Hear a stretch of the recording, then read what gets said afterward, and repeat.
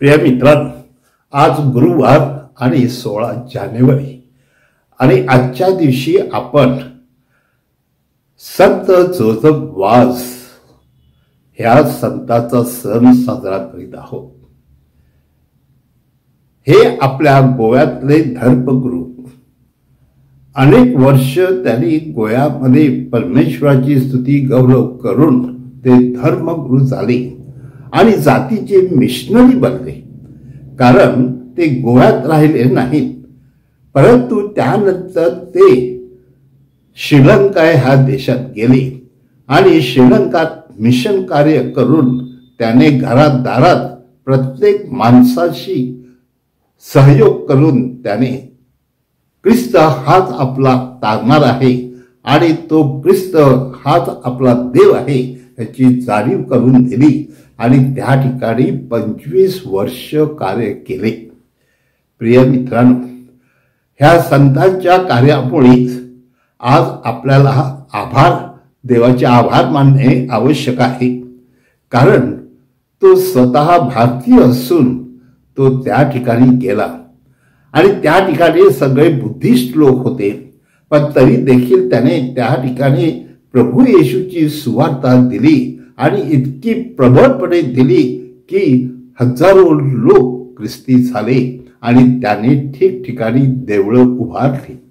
हो माझ्या प्रिय बंधू भगिनींनो, ही परमेश्वराची कृपा आज आपण पाहतो की ह्या मिशनराने प्रभू येशू ख्रिस्त जसा त्याच्या शिष्याबरोबर राहून मदत त्यांना करत होता, प्रेरणा देत होता, शक्ती सामर्थ्य देत होता, त्याप्रमाणे प्रभू येशू ख्रिस्त हा जोसेफला देखील शक्ती सामर्थ्य देत होता।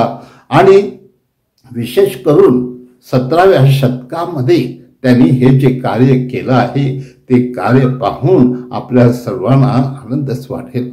परंतु माझ्या प्रिय बंधू भगिनींनो, आजच्या शुभवर्तमानात सांगितल्याप्रमाणे की तो देखील योसेफ लोकांना सांगत होता की देवाचे राज्य आलेलं आहे, पश्चाताप करा आणि देवाकडे वळा आणि खरा देव काय आहे याची जाणीव त्याने येशू ख्रिस्ताच्या उदाहरणाद्वारे दिली की तो आपल्या पापांसाठी आणि आपल्या सर्व चुकांसाठी तो मरण पावलेला आहे आणि त्याने आपलं रक्त बलिदान केलेलं आहे आणि तो आपल्या सर्वांना सतत प्रेरणा देत आहे। आणि म्हणून जगाच्या कानाकोपऱ्यामध्ये हे येशूची सुवार्ता सांगितली जावी आणि ती लोकांनी स्वीकारावी आणि त्याद्वारे त्यांचा विश्वास भक्कम व्हावा, ही प्रभू येशू ख्रिस्ताची इच्छा त्याने पूर्ण केली। हो माझ्या प्रिय बंधूंनो, देवाने ह्या जगाचं जे ज्ञान आहे ते मूर्खपणाचे ठरवलेलं आहे।